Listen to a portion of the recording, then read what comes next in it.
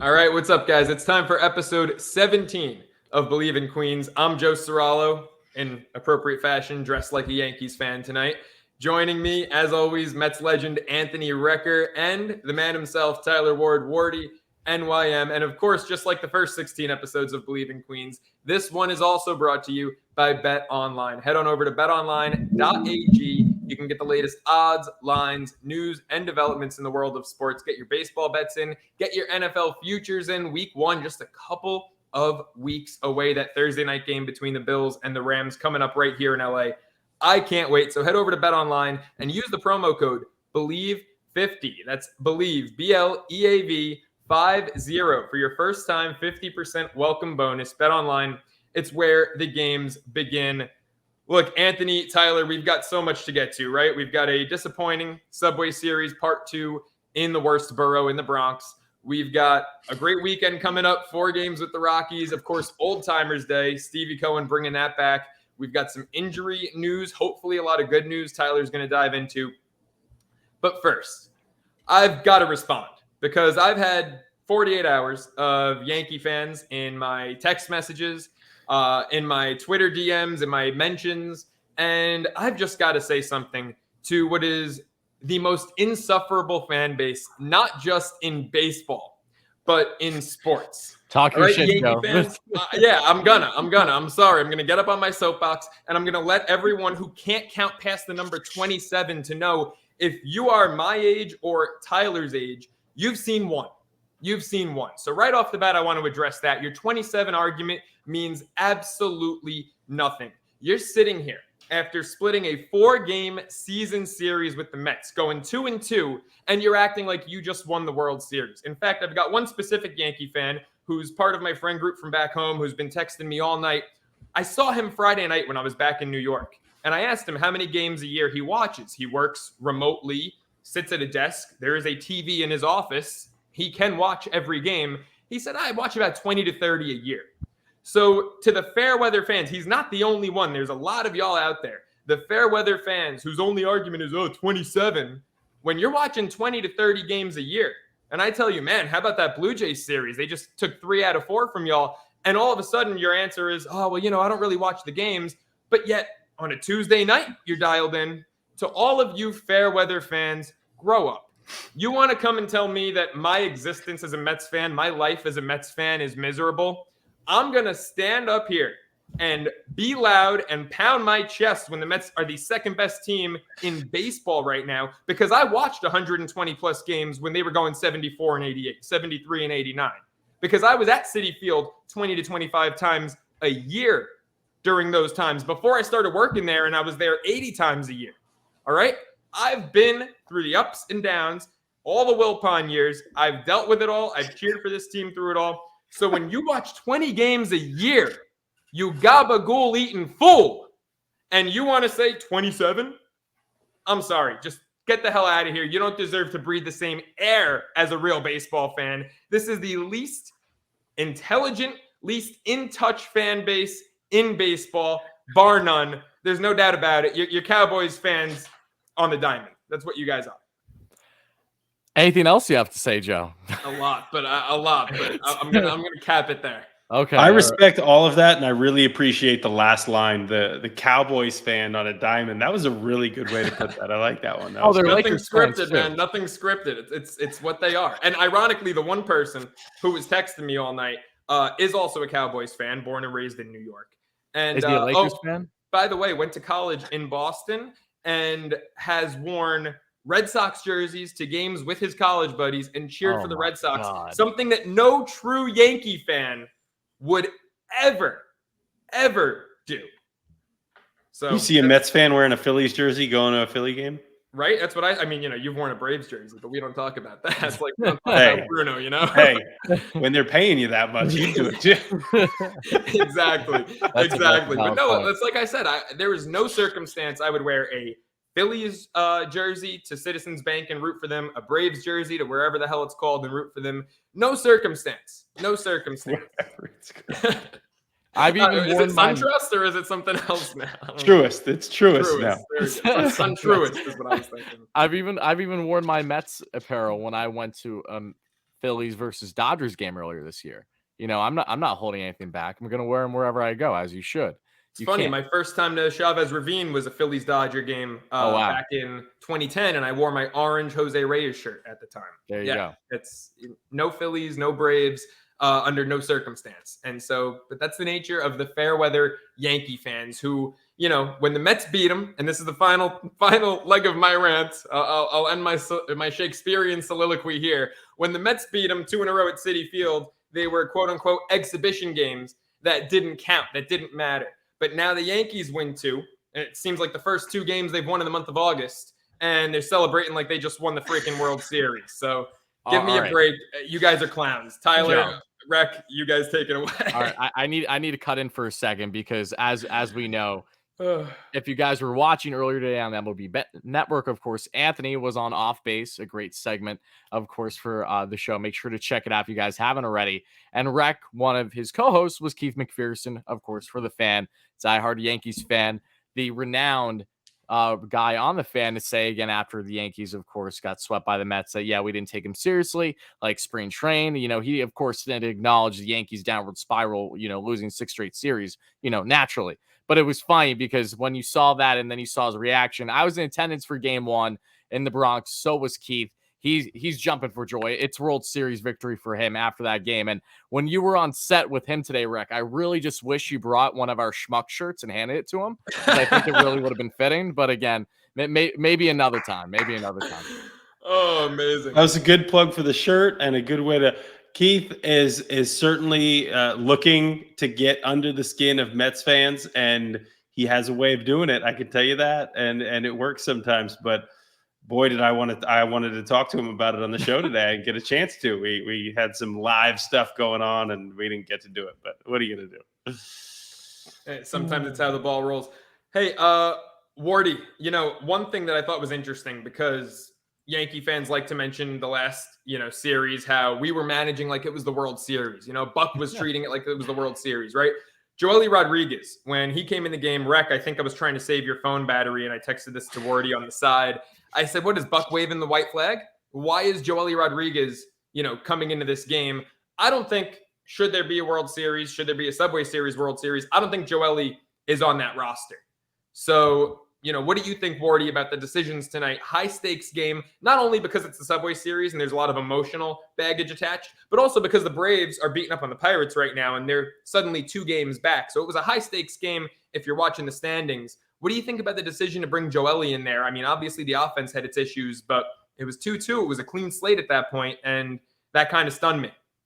Yeah, I mean, it's definitely rightful criticism, because they end up bringing in Ottavino, and he, of course, gives up that RBI single to Judge. Judge, of course, on MVP pace this year, continued to tear it down against the Mets, unlike what he did the first time they matched up. And, when I saw that matchup with Joely, I wasn't encouraged by it either. Now, I will give Joely credit where credit's due. He's pitched fine for the Mets lately, in the past couple series in which he's been in there, especially against the Phillies. But again, that's a Phillies lineup that is very more hit or miss without Bryce Harper, who will be returning potentially as soon as this weekend. Had a bomb his first at bat today in rehab, so whoop-de-doo. But I saw that matchup, wasn't too positive about it, and I honestly would have preferred Ottavino from the jump, because one thing that we've learned with Adam Ottavino is, as rock solid as he has been in the bullpen for the Mets this year, he has not done great with inherited runners on. And that's something that naturally concerns me when you see him in that spot. And then ultimately, again, he gives up that 4th run that the Yankees score. But if I'm being quite frank, this doesn't just go down to as much Joely. I mean, you look at Alonso there, and we'll backtrack into the game, but to see that, that bloop to right, something that normally goes the Mets' way, was reverse rolls this time, wasn't able to handle it. And the Yankees got some momentum that way. You see how the Mets performed, as frustrating as the bullpen was down the stretch in this game too. I mean, when you don't score more than 2 runs in each of the first 2 games, and you go, 1 for 12, 1 for 13 with runners in scoring position, that's your problem, okay? So I get it was a close game, and maybe it was a momentum swing. But at the end of the day, the Mets had endless opportunities early on against a Frankie Montas that truly was not comfortable throughout the first couple innings, and they allowed him to get in a groove. So, I mean, if you're going to place blame, yes, you can nitpick the things about the bullpen, but at the end of the day, I'm a firm believer that the Mets actually just came out and had competent offense in these 2 games. And actually, again, we're gassed. I understood it, a long road trip. I can understand those factors. But at the end of the day, offense need to be better. Alonso really looked brutal for the majority of this road trip outside of that big game against the Phillies, one of the 4, and then that big 2 RBI base knock in the one game against the Braves. I mean, he just didn't have enough going when the Mets need him to most, and same thing was honestly with Lindor and others in this matchup. So, I mean, we can nitpick all day, but for me personally, I'm focused on the offense first and foremost. They did not get the job done. Rick, what about you? I'll be honest, I think that look, you guys are being nice talking about the long road trip. You come back, you get to sleep in your own bed and go to Yankee Stadium. It's not a road trip. I've been there. I've done it. That's it's fair. Those are home games. Like, I mean, you got to go to the other stadium, but you're not feeling the same way you are on the road. All that said, I thought with Joely coming in the game there, I think it was an opportunity, and Buck was trying to take advantage of, okay, we got to get somebody else in there. Our bullpen's been taxed. We've been throwing a lot of arms out there for the last series.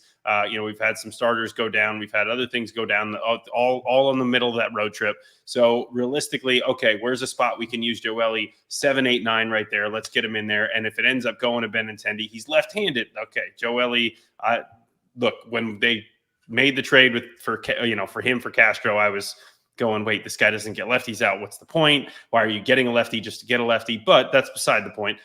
He came in, gave up the hit to Cabrera, and then that blooper down the line. Look, there's not a whole lot that he can do with that. That was all Pete. Pete's got to make a better play there. When people say that Pete's getting better at first base, I just always tend to laugh because I love Pete. He tries so hard, and I love him, and he works hard at it. He's never going to be a great first baseman. He's just not. That's just part of it. He's going to hit 50 homers, hopefully, but he's not going to, really play great first base.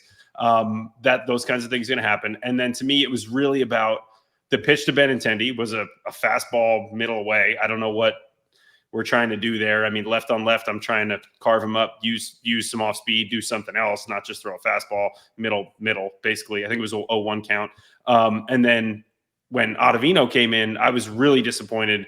Look, he got LeMahieu, made LeMahieu look silly. Okay, all right, maybe he's got a shot here. Judge is coming up, and in my head, I'm going, all right, I think it was 1st and 3rd at the time, or 1st and 2nd maybe, but I'm just viewing that situation as a catcher as there's a base open because it's Aaron Judge, and I'm not throwing him a strike. I'm going to bury sliders, see if he swings, and if he doesn't, take your base. And for Ottavino to hang a slider there, middle, like, look, it happens. Baseball's a really hard game. One thing I'm not going to do is come on here and say, like, X player should have done this better or should have done that better. Things happen. You don't always play as good as you want to. That's the nature of baseball. But in those situations, a guy like Ottavino, you have to be able to trust him to make pitches, and he couldn't. He couldn't basically bury pitches against the guy that you do not want to throw a strike to. And I think that's one of those situations where you can say, you got to be better right there because that's not going to work. I can't trust him come October if he can't show me that he can do that in this situation now. And we've talked about that on the show. I have a hard time trusting him because of his propensity at times to walk guys, to get a little bit wild, to get a little bit erratic. And, look, you hang a slider to a guy like that, it's not going to end well. He's lucky it was just a single, to be honest with you. They score the run. And then, to me, the offense was certainly a big problem in this series because realistically, we looked at these matchups and we said, okay, at first we thought it was going to be, maybe Scherzer DeGrom, ended up being Scherzer Walker, which we knew was a possibility. It was still a plus matchup for the Mets. The way that Montas had been throwing the ball, Scherzer against Domingo Germán, we know our pitchers are going to show up. And for the most part, they did. I mean, Scherzer gave up 4, but he didn't have his best, but he battled out there. I thought the fastball to Judge was just a bad pitch decision. Yep. Same thing tonight, actually, on the home run that Judge hit out. Why are you throwing him a fastball right there? Didn't understand it. But to me, outside of that, I mean, they didn't pitch poorly. It was really just the offense didn't show up, which we thought they would against that pitching staff that had been struggling mightily. And so realistically, that's where most of the blame, kind of goes in this series. But again, things are going to happen throughout the course of a season. Hitters are going to get hot. Hitters are going to get cold. Your team's going to get hot. Team's going to get cold. You just hope you're able to put together whatever you need to in certain situations. Like you said today, Tyler, it was those first 2 innings against Montas. You got to capitalize there. When you don't, that's when you could start to see the game go the other way. And that's exactly what happened in this one. Yeah, 4 left on base in the first 2 innings. I mean, the second that happens, you're like, you had him on the ropes. 25 pitches in the first, and to walk away with nothing. Alonso and Vogelback 2. And, Vogie's been great, hit the home run last night. 2 really bad at-bats. Vogie, he's done something that I'm starting to notice he's doing a little too much of it for my liking, and that's just letting pitches down the middle go by. I know he's got that phenomenal eye, but wasn't the spot to do that. And him and Pete back-to-back just really bailed Montas out. But, you talked about not wanting to call out guys for missing a pitch. And that's, you can't do it, right? I mean, I think it'd be hypocritical unless we're going to go out there and we're all going to execute every pitch in the exact spot it's called for. You can't do it. But it's the pitch selection. You touched on that as well. As a catcher, as a guy who's called many games at the MLB level, man, I mean, I said this personally. I don't know if I texted it to our group or to someone else. Tonight, I said, I don't think anyone on this team not named Jake or Diaz should throw a fastball to Aaron Judge. So what's going on with the pitch selection there that Scherzer throws a fastball? And even though he got away with a couple the first matchup, didn't get away with it yesterday. Ty got burned now twice against Judge this year. And Ottavino wasn't a fastball. It was just, it was a hanger dick down the middle. But I mean, just from someone who's called games, would you call a single fastball and hope, hey, maybe we can sneak one by him or none at all? I'm not trying to do it in the zone. No, if I'm doing it, it's going to be to set something else up. It doesn't mean that look, you can't just go all off speed. You go all off speed to someone. Eventually they make an adjustment. Eventually they do something. And realistically, the only off-speed pitch that's really made him look silly this year or in these 4 games has been Scherzer's slider. So that's why that was really head-scratching to me that Scherzer went with the slider there. And the other thing with Walker is, look, he's got a splitty. And if you look statistically, at least, the one pitch Aaron Judge has struggled with is the off-speed, not breaking balls, off-speed, so change-ups and splitties. That's the one thing he struggled with. He threw it 2-2 in that count and then tried to come back with the heater 3-2, which I did not understand. 3-2 in that situation. 2-2, maybe you try to sneak a fastball, but you do it in, off, up, something like that. Try to get him to swing his bat where the only thing he can do is break his bat, kind of a thing. And if you miss or you go up, out of the zone, if you miss, no big deal. You miss out of the zone, then you come back 3-2 the splitty. You don't do it the other way around. And that's something that to me is kind of like basic catcher knowledge, something that you learn coming up through the minor leagues, because that 2-2 is typically where hitters are thinking, okay, I could get off speed.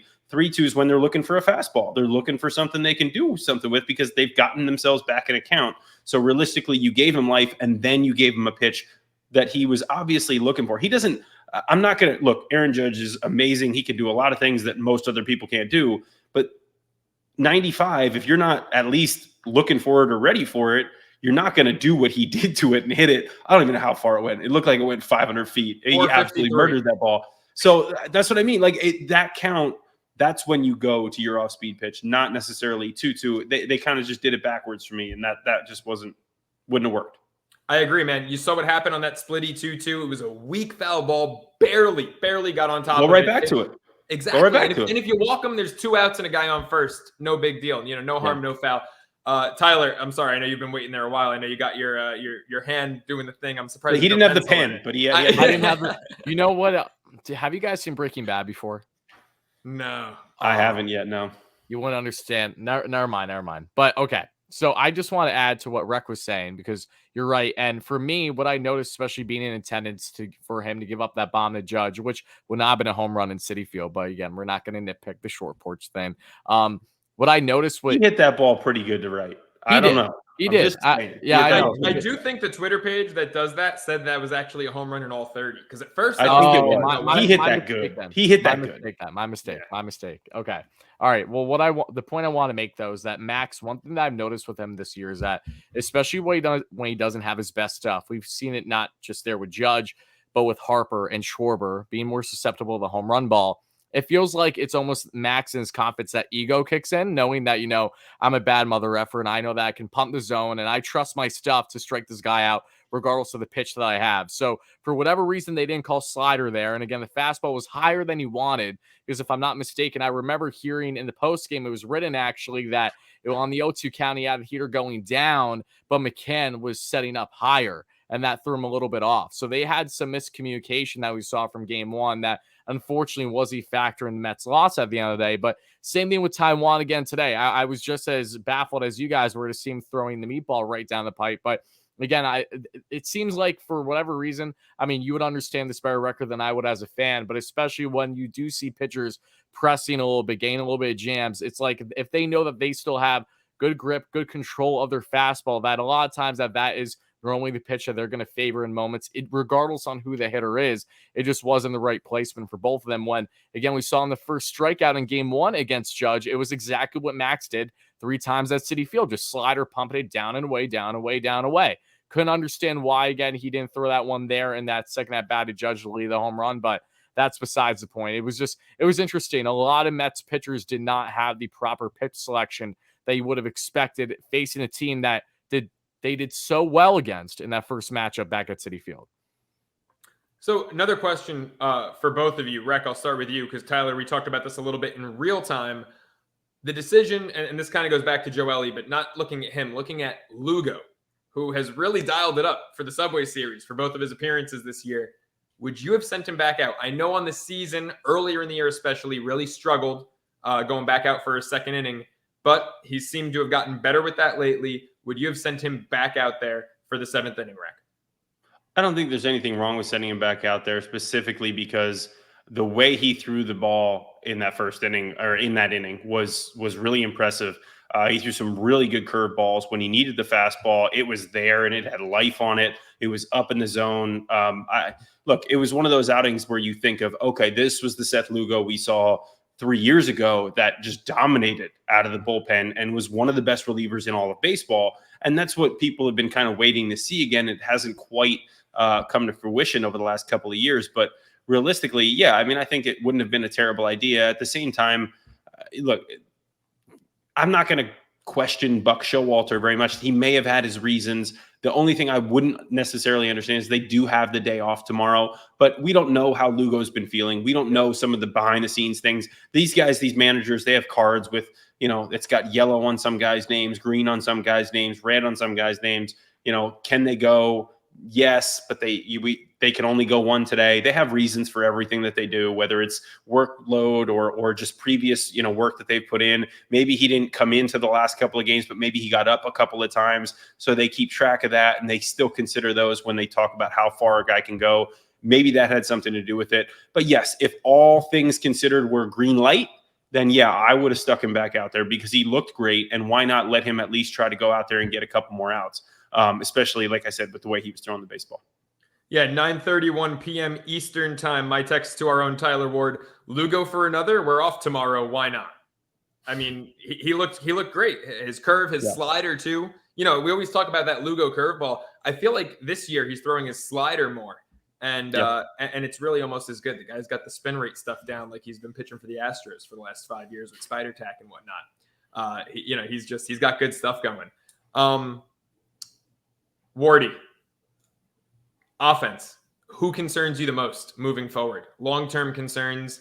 Nimmo and Pete have been struggling for a while now. Nimmo obviously, put really good wood on one tonight. But these are two guys who are really crucial for different reasons to this lineup, and they've been struggling for extended periods of time. What's the level of concern? Well, you first, and then we'll go to Rec for it. I would say in the short term right now, it's honestly Alonso, just because I felt that we saw on way too many occasions during this 10-game road trip where he was in numerous spots where less than 2 out, multiple on, grounding into double plays, pop flies in the infield or shallow outfield. I mean, Pete just did not step up to the plate nearly as much for a guy that you absolutely need to there in that 4 spot every single day. I mean, it's as simple as that. He's the reason why the Mets have gone a large portion of their production offensively. He's your home run hitter. I mean, when you do not have those things from Alonso and he goes in these great stretches without the home runs, you're then dependent on guys that maybe aren't as known for their extra base hits. And thankfully for Martinez's sake, he has been one of those guys to step up that we saw starting at Atlanta. Then, of course, the big game in Philly. And now he even had a double again tonight in the Game 2 loss that we're recording right now at the time of recording this. But I would say in the short term, it's definitely Alonso. The offense greatly goes through him as it does through others. But he's that guy that, again, McNeil can get these base knocks and get these doubles. But at the end of the day, you need these guys that can drive them in. So without Pete really being on a groove, I am concerned for the amount of depth the Mets will have in their offense in the short term. But in the long term, I think it really comes down to the bottom of the order in the lineup. It's one, what is the future going to be at third base? And we'll get into Eduardo Escobar shortly when we get on health updates. But Eddie, of course, splitting time expected with Batey. How is that position going to fare? I mean, Batey had a nice game today, got on base 3 times, whether it was a fielder's choice, and then it was because of Higashioka interfering, and then opposite field base knocked to snap his 0-for-15 skid. But not only the third base position, just to see how consistent it can be, I'm also looking at the catching position more than anything, because as great as Nito is with a MLB leading right now 12 sacrifice bunts, at the end of the day, you still need more production. James McCann has by all means not looked good at the plate. And let's be frank, defensively as of late, he has looked more like a shell of what he once was earlier in the year when he was in like 99th percentile in framing. So I have not been encouraged from an offensive or a defensive standpoint.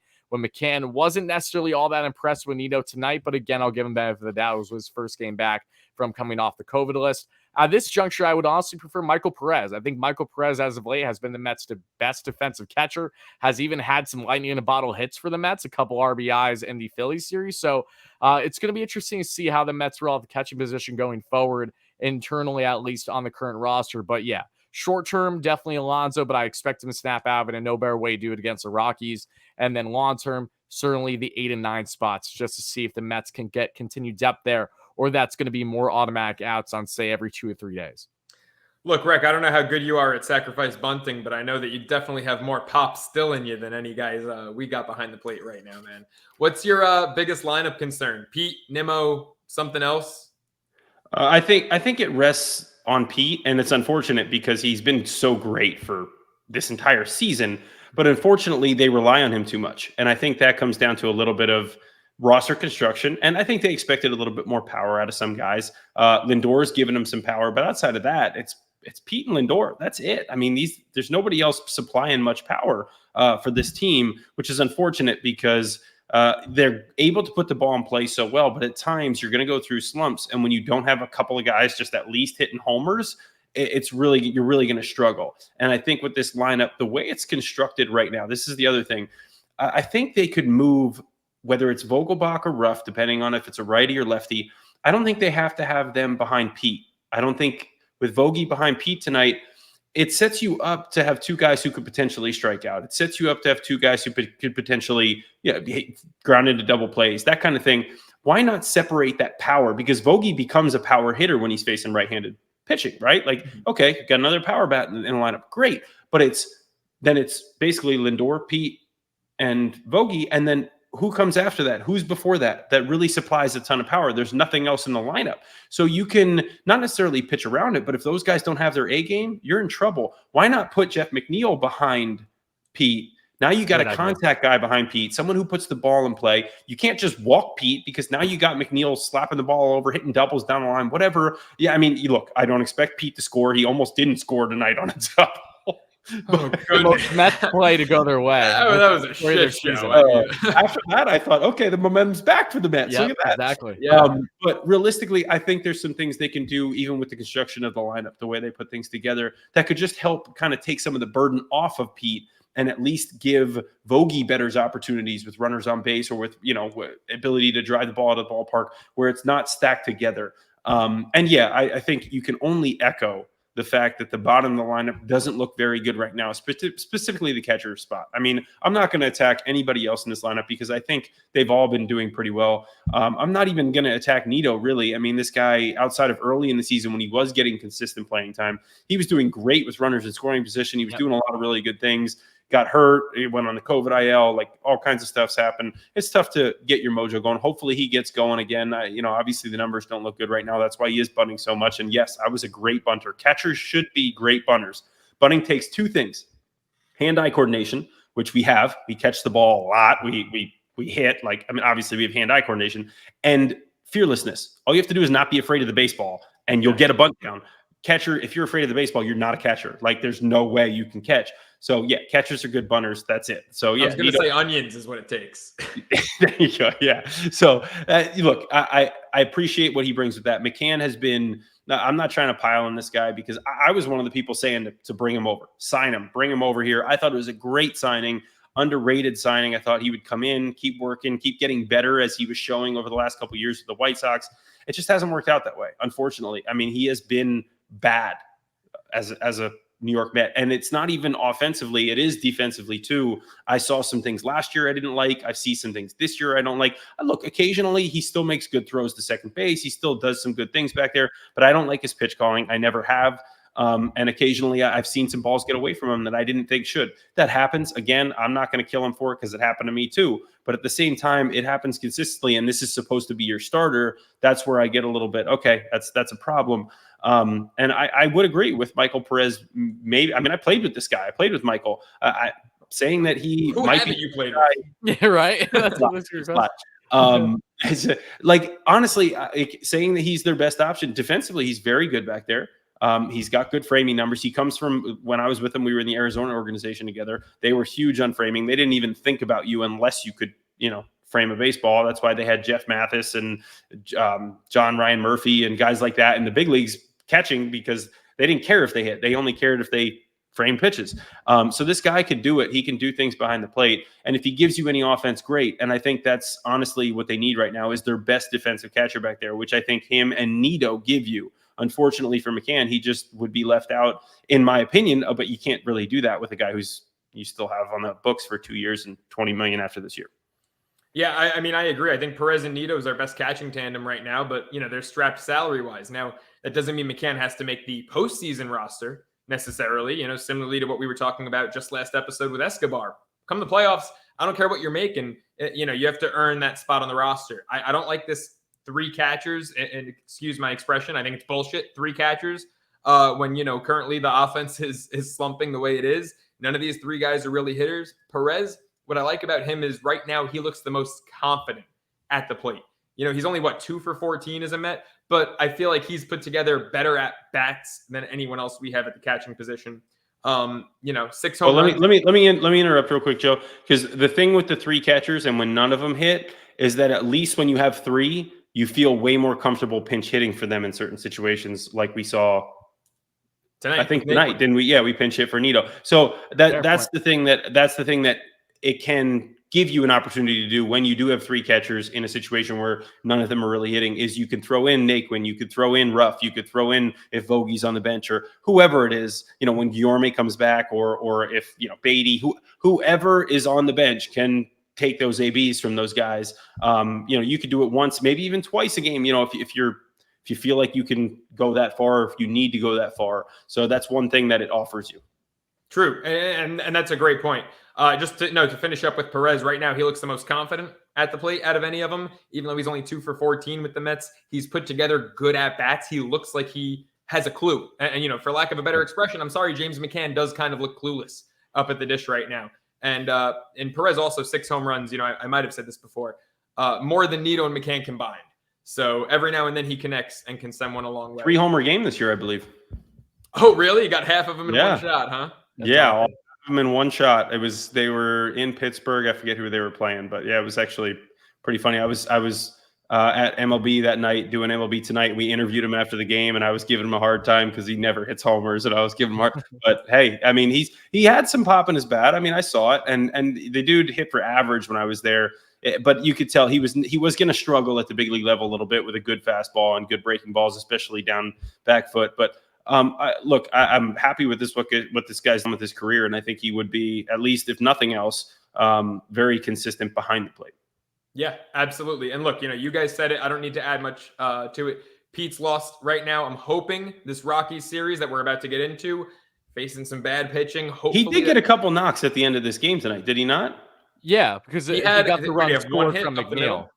Yeah, so I think he had a ground ball up the middle, and then he laced the line drive to left, didn't he? Correct. I don't know, I know he laced the line drive to left, and he looked at least like he was making sure. Okay, I'm going to put this ball in play. I'm going to work these ABs, and that's the stuff that I see from Pete now that I didn't see when he first came up. That I just love, because you could see a guy who says, okay, I am scuffling right now. I'm struggling. I just broke a bat over my knee early in this game. I'm struggling. So I'm going to come out here and I'm not even thinking about hitting a ball in the air or hitting a home run. I'm just thinking about getting good wood on the ball and hoping it finds a hole. And when I see Pete do things like that, that's what makes me feel like, okay, yeah, this guy, he could be really special for a team like this, because he puts that ego aside every time and he's all about winning. I love that. He definitely is. And you're 100% right. 2 for 4, his average is back up to 270, which, look, if you're going to give me a guy who hits 40 home runs minimum essentially a year and he's hitting 270 as opposed to, an Adam Dunn hitting 210, right? Yeah. Throwback for you. Like, I'll take that. 270 is great for a power hitter, especially in a day and age where now more than ever, batting average matters less in the MLB than it ever has. So I love the 270 average. It's just, the 2 for 4, maybe at the stat sheet, it looks good. I struggle with that first at bat so much because that pitch 3-1 that he popped up was a hanger. That was a pitch. Oh, slider right down the pipe. Yep. I mean, it was Ottavino to Judge, that pitch. It was, maybe with a little more velo on it. Like, it was a hanger. And that was the kind of pitch Alonso just needed to turn back to Higashioka and say, I'll take care of this one. And, whether it's a gap shot, doesn't have to be a home hitting's run. Tough. Hitting's tough. I know. But when you're not, that's the thing. When you're not going well, you miss that ball. Mm-hmm. When you are going well, you crush it. And to be honest, when you're not going well, that pitch that's 2 inches off the plate is a strike. And when you are going great, the pitch on the plate is a ball. And so that's baseball, man. It's crazy. And that's why I say, I just see those little things that Pete does, like late in the game today, and that's what I like. I love what he's done with himself. He's become such a better all-around hitter, and I'm all for that. I'm all for that.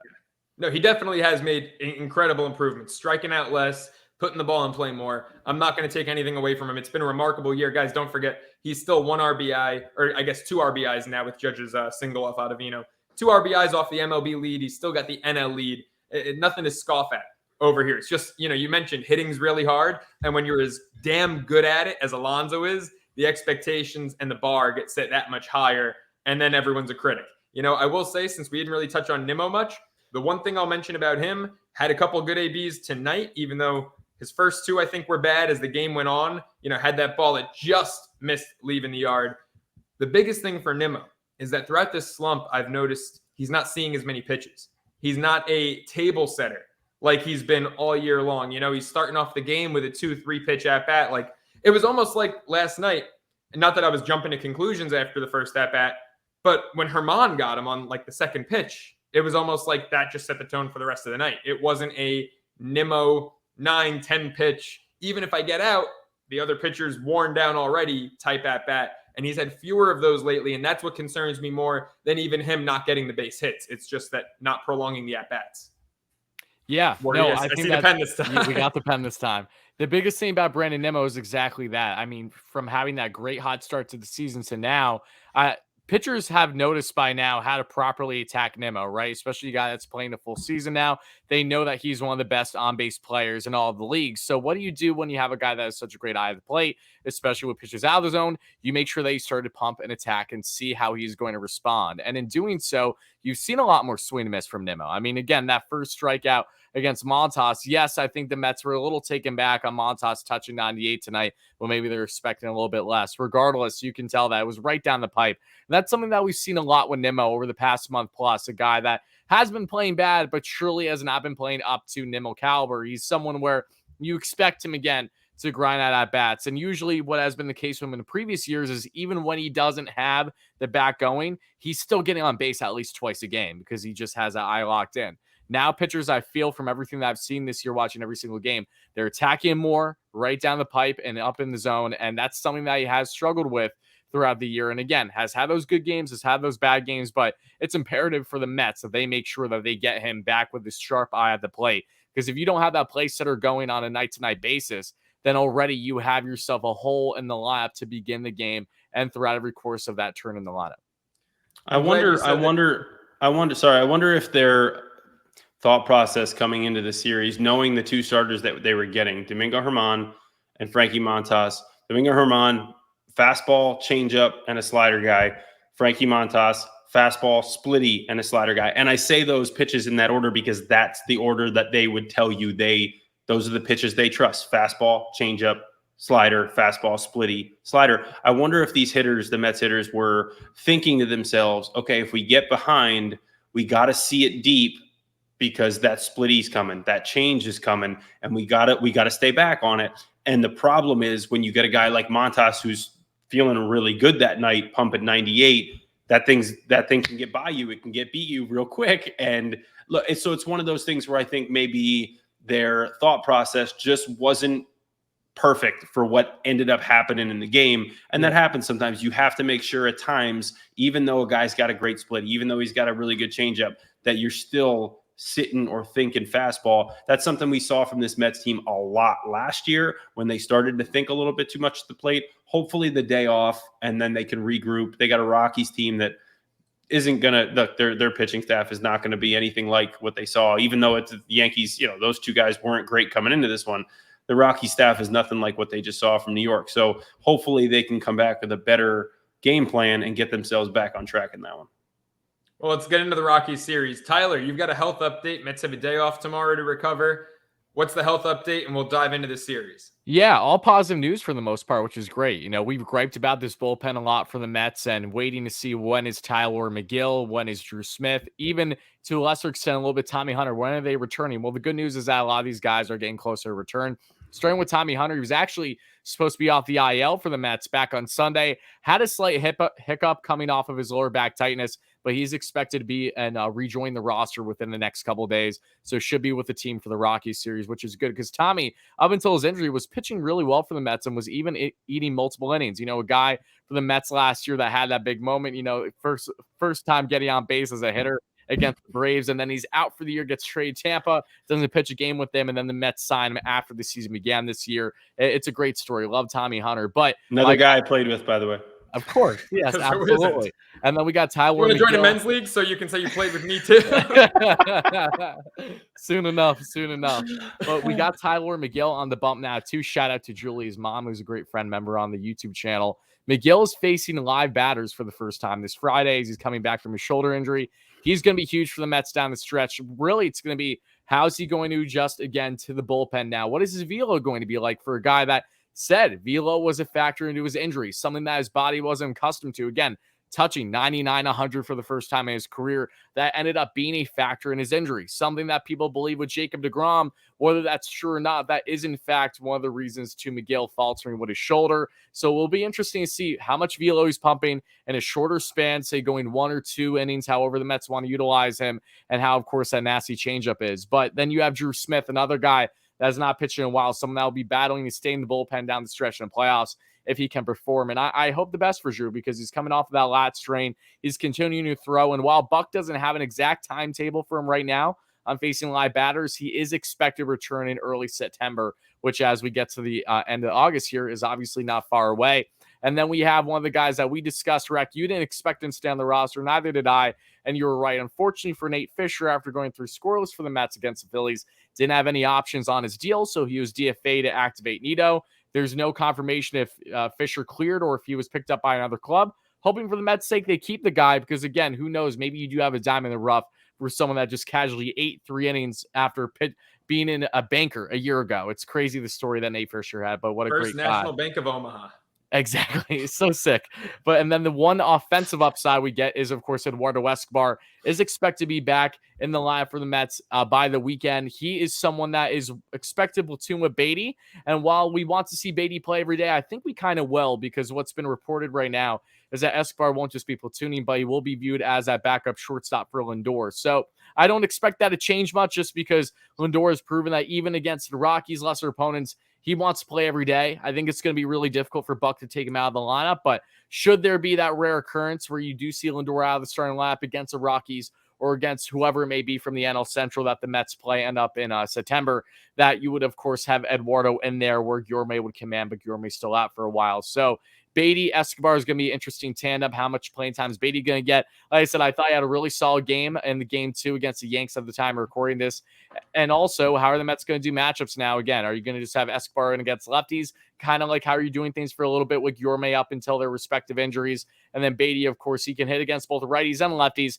How much do you want to potentially sacrifice in a platoon versus having him gain everyday at-bats? I mean, I know that for Escobar and for Batey, they were taking grounders together at Yankee Stadium. They're building that relationship. That's great to have a veteran like Eddie who's been there and done that. Tell Batey again the rhythm at the MLB level. And I think regardless on what Batey's future holds for the Mets down the stretch playing time-wise, I think he's only going to benefit from this. Something that some fans may disagree with me on saying, oh, if he's not going to be starting every day, drop him back to AAA and get him more experience. That's a fair argument. But for me personally, I think Batey is going to benefit more with being with a Mets team that's, going down the stretch in the playoffs, seeing a lot of great players, and again, gain to understand third base, work on his defensive game with the club versus a AAA level. I mean, they have the best guys at the MLB level for a reason, their coaching staff. So I think, in my personal opinion, it's best to keep Batey here, have him grind out at bats, especially against lesser opponents, and see what that gives you. And that was Tyler with this week's injury report. Now over to Anthony with the weather. Been waiting for like 3 minutes to do that one. That was a solid 4.5 minute injury report, Tyler. Oh, could have easily went 10. That was like me at the beginning of the show. Exactly, with your rant. Shakespearean of it. Hey, let's get into this Rockies series, because the first thing, and look, Anthony, you hit the nail on the head. Their pitching staff is just not good, right? We don't have to sit here and go deep diving into every matchup, especially it's a 4-game set. It's 12:20 in the morning on the East Coast for you guys. Rec hasn't slept in about 2 weeks, so we don't have to deep dive every Mets-Rockies game. But we've got the matchups for Thursday, Friday, and Sunday. Saturday is still up in the air, TBD. And Thursday, it's going to be Jake versus Ryan Feltner. Now, Feltner, I was going to say who? Yeah, exactly. Nate Fisher. Not a guy we really know much about. Hey, three shutty. Right? Feltner hasn't fared the same way. His ERA is 5.88 through 56 2/3 innings on the bump. But the number that stands out to me is in those 56 2/3 innings, 10 home runs allowed. That's what stands out to me. Rec, you spoke about this team not having a lot of pop. You've got Lindor, Pete, Vogie. I'll even throw Marte in there, because I think Marte, when he's on, he goes on those streaks where he could just hit him, 5 in 2 weeks, right? So I think that this is a guy who, what was that? Oh, God. All right. Yeah. Oh, man. So this is a guy who I think really can help this team bust out of a slump. Offensively, things have not been good. Looked really bad 3 out of 4 against the Braves. Phillies, Citizens Bank Park, it's just like death taxes, the Mets scoring at Citizens Bank Park.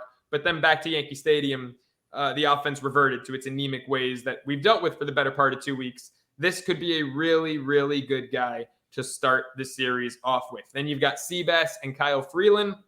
Now, of the 2 known Rockies starters over the weekend, Freeland Friday and German Marquez Sunday, both of them have high ERAs. Freeland almost at 5, Marquez over 5. Both of them, though, have actually fared pretty well against current Mets hitters. Current Mets just 13 for 50 against Freeland. That's average. It's a 260 clip. Against Marquez, current Mets hitting just a $190. They've really struggled against him. I'm hoping, look, it's been a different year so far throughout the first 5 months of the season. No one, nothing typical Mets, nothing past Mets has happened so far this year, so far. So I'm hoping that the fact that these 2 guys have stunk in 2022, the Mets can go out there and capitalize. Now, Saturday, we don't know the pitching matchup, but we do know it's Old Timers Day. So, Rec, I'll start with you, since you were the biggest snub from this year's Old Timers Day events. Any guys on this roster? I know you've played with a couple of them that you're really looking forward to seeing out there. To be honest with you, yeah, I'm looking forward to the 2 guys that I played with, and that's Big Sexy, Bartolo Colon, and Daniel Murphy. I mean, and the reason I think I'm most looking forward to this is because I know when you talk about some of the older guys that are going to be there, they don't want to actually play, right? Like, they don't want to be out there giving it all they got, because they're going to hurt themselves. And I think it's funny seeing guys like Bartolo and Murph, who literally basically just came off the field a couple years ago. I know those guys can still do it. Murph can wake up and rake. I have no doubt in my mind. I even texted him today. He said he ran some sprints and he's getting his body back in shape. Making sure he still got it so he doesn't pop anything when he's out there. It's going to be funny. I don't want them to hurt anybody. And I told you guys this. I said, if they let me in this game, it would not be good for the other people, because I don't know how to not play really hard.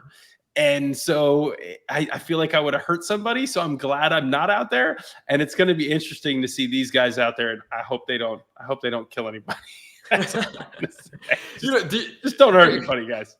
Could Bartolo still throw 86 and move the ball any way he wants? Oh, absolutely. Yeah. Well, he's been working out, trying to pitch this year. So, I mean, he can still do it. I don't even know if they're going to let him pitch. I want to see him hit. I want to see him hit because he used to do some pretty fun stuff in BP. I'm not going to say he was a great hitter by any means, but we all know he hit that home run in San Diego, and he could pop one out on occasion in BP. He used to love taking BP. I've seen it, man. I was in the park before it opened. I saw that. Yes, I would love to see him out there getting a B or something. That'd be really fun.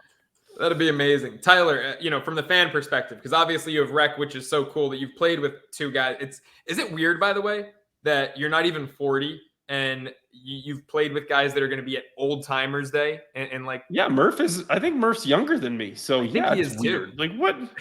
I can't even believe Murph isn't still playing because the guy was the best hitter in baseball not that long ago. What was it, 5 years ago? I mean, 2016 and 17. Yeah. He was basically the best hitter in baseball. So crazy to me that he's not still playing. But yeah, I don't know. It's weird. I don't even like to think about it. Let's move on. And Bartolo, on the other hand, though, I'll at least say he belongs at Old Timers Day because he might have the old Fausto Carmona birth certificate thing working. I'm not sure that Bartolo Colon's like not 58 years old. But he can still throw it. He can still throw it. Ridiculous. Wardy, from the fan perspective, man, obviously we're similar in age, but you're a little bit of a younger fan than me, got into it a little later than me. Who are you really looking forward to seeing? I think it's like three different, levels of Mets fandom, right? First is Mike Piazza, just the man on the wall behind me, just because I never really got a chance to experience Mike during his prime and all that stuff. So that's going to be really fun for me to actually see him in a Mets uniform playing live like that. And then Cliff Floyd is another one. I'm really excited to see Cliff, especially with those early 2000s Mets. It's going to be really dope because I feel like Cliff still has a nice swing. I think he's actually going to have a pretty good game. And then Bartolo. I mean, just because Bart, again, he's one of those guys that, especially my early Mets fandom, was a big factor in that. I mean, I'm almost certain that the first Mets game I went to at Citi Field was with him pitching, and that's when the Mets were wearing their military uniforms for the game. Rec, you're probably there, if I'm not mistaken. And then I was definitely there. I was probably catching because I caught a lot of his starts. Yeah, I'm sure you were. You were. I want to say it was against Pirates. Could be wrong. And the Mets ended up winning that game. So, yeah, for different reasons, I got to go with Piazza, Cliff, and, of course, Big Sexy. How can you go wrong? Yeah, I mean, I'm with you on Piazza. Look, he was my favorite growing up. And I'll mention this now because it's the appropriate time to mention it. Little League World Series is going on. I played in that, went, not in Williamsport, but made it to the Long Island quarterfinals and in the whole regional thing and was number 31 my whole life. Little League, high school, freshman year of college. Then we got New Jersey sophomore year. 31 wasn't an option. I switched to 48. So, looking forward to seeing Piazza, especially as something I think we can all appreciate as Italians. It was really cool for me as a little Italian kid in New York to have this guy to look up to. I think I was him 3 straight Halloweens, ages. And he's managing the Italian WBC team. And he's trying to recruit Brandon Nimmo. Yeah. Well, he needs to recruit me to coach. I want to coach. I want to be on that. I want to be on that coaching line. Right. It's the Italian team. You could still play, man. You'd be the starting catcher. What's really like funny? Frank Mike for the Padres right now. Oh, hey. See? Mike Piazza, first time I met him, 2007, he was in Oakland with us. So spring training, I'm there. I start talking to him, and he talking to me about, where he's from, Pennsylvania. I'm from Pennsylvania. So, we hit it off there. And he's like, oh, yeah, hey, you should come to my house. I throw these big Christmas parties. It's great. And I'm like, wait, what? Piazza just invited me over his Christmas. I didn't hear from him again the rest of the Yeah, well, I didn't hear from him again the rest of the year. So the invite was kind of there, but not really. But at the same time, I was like, what is going on right now? So I think if anything, he owes me a shot on that coaching staff for not actually having me come to his Christmas party. Was it Nazareth or in Valley Forge, wherever he had a house? I don't even remember where it was. But yeah, I mean, I've got his PR girl's phone number. I'll make that happen. I'll put in a call. Get you coaching that team. That's how you know you're in a different class, when you got a PR person. I don't know. I don't have Piazza's number. I never played with him in Oakland, but he was my favorite. I mean, given I was 8 years old, I think I cried when he signed with the Padres going into 2006. That was he's as long as I remember watching. He signed with I don't even remember that. He signed with the Padres and then Oakland, I believe, for 2 years, and then he retired. I remember that. Yes. Yeah, because he was with the Padres. Pedro, he grooved one for him. His first at bat back at Shea in 2006. We had LaDuca in 06, had that Mhm. best lineup ever. And Pedro grooved one for him, standing ovation, curtain call, and then Piazza hit another one, a second at bat at Shea, and it was a mix of claps and boos on the second home run. But yeah, I love the guy.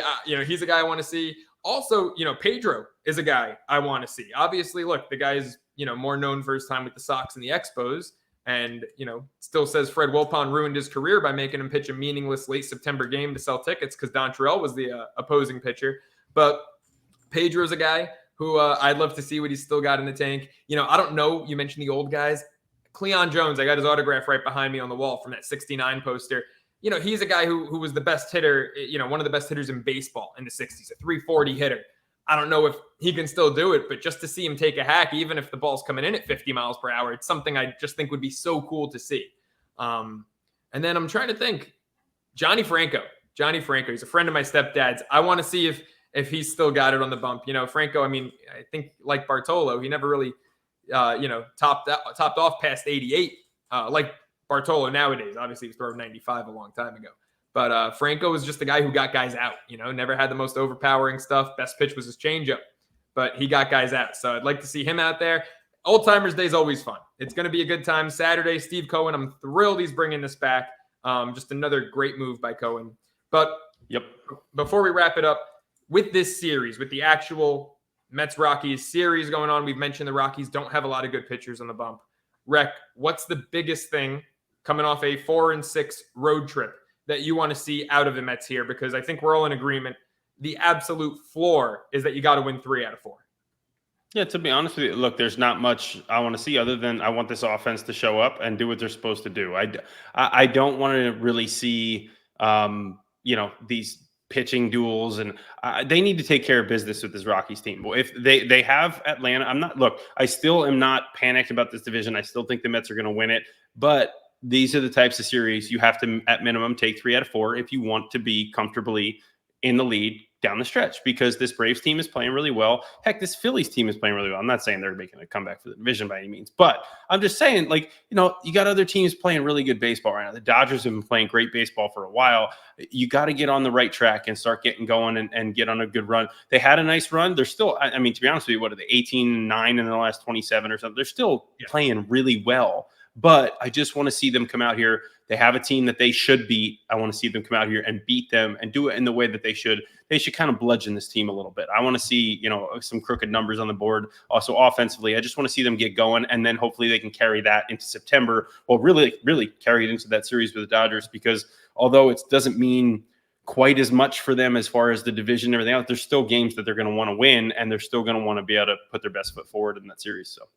Bludgeon. That's a bit violent from you, Rec. I didn't think you had that in you. Occasionally. Wardy, biggest thing for you. Are we all in agreement? It's the offense. Do you have anything specific? Anyone specific? Specifically for I feel it's almost inevitable that Alonso is going to have a good series. I think it'd be very underwhelming if he didn't, right? So I think it's a series where I'm excited to see Brett Batey more than anyone. Especially after having this long road trip. It's finally his home debut for the Mets. The crowd's going to be giving him a nice ovation in his first at bat. And again, to have this matchup now where you go from facing the red hot Braves, the Phillies, who are, of course, are in this playoff push, to now the Yankees being immersed in the Subway Series, when the kid 2 weeks ago probably did not have an expectation that this would be happening, to now back at home against the Rockies. There's going to be 1% of Rockies fans there. It's going to be a great attendance for Mets fans, like every game, regardless on who they match up this year. I think he's going to have a good series, and I kind of expect him to, especially with this lesser pitching. I think this is a perfect time for someone like him to really start to get in a groove in his young career and hopefully give something that can be a spark for the Mets, again, depth-wise in this lineup down the stretch going to the Dodgers series, and then, of course, all the lesser matchups that they have in September. Not only offensively am I looking with Batey, but I'm also looking from the pitching side of things. How is the Mets bullpen going to do? Again, it's a 4-game stretch. Yes, Jake, hopefully he shoves. I think we all expect him to, obviously. That would be an understatement for game 1. Seabass as well, but depending on if Peterson or Williams is pitching, this is the type of series as well where it's confidence builders. It should be for the Michael Givens of the world, or, the lesser guys. Maybe you're going to see your buddy Gray, who I know that you went to college with, not the same years, but of course they called him up. maybe he's going to get his debut. I mean, it's going to be interesting to see pitching wise, but again, talking about confidence boost, this should not be universal, not just from the offensive side of the ball, but of course from the pitching side too. This is the time for the Mets to take advantage, the same way that the Braves have every single series they played this year against a team below 500. Well, hopefully if we do see Connor Gray, my fellow St. Bonaventure Bonnie, it's because we're winning 11-0 in the 6th or 7th inning. Yeah. Love my school. Love the guy. Well, I don't know the guy, but I love him because he went to my school. I don't want to see him unless we're up 11-0. So hopefully that's the case. By the way, if he does actually appear in a game, he'd be the first Bonnie to do so in the MLB since 1944. So Wow. Would be pretty cool to get Connor Gray in there. Guys, that does it. We've got the Rockies this weekend. Let's just take care of business, right? Like Anthony said, let's bludgeon them. For Anthony Recker, you can follow him on Twitter. I've got it up this time at Anthony_Recker. Look for that check mark. And on Instagram at AnthonyRecker20, even though he doesn't really use it much. Go follow Wardy. Subscribe, of course, to the YouTube channel if you haven't already. Like his stuff, subscribe to it. Helps us out, guys. So do us that solid. At WardyNYM on Twitter. I'm at the Joe Serralo on Twitter, at Joe Serralo on Instagram. So catch us all there, and we will see you after the Rockies series.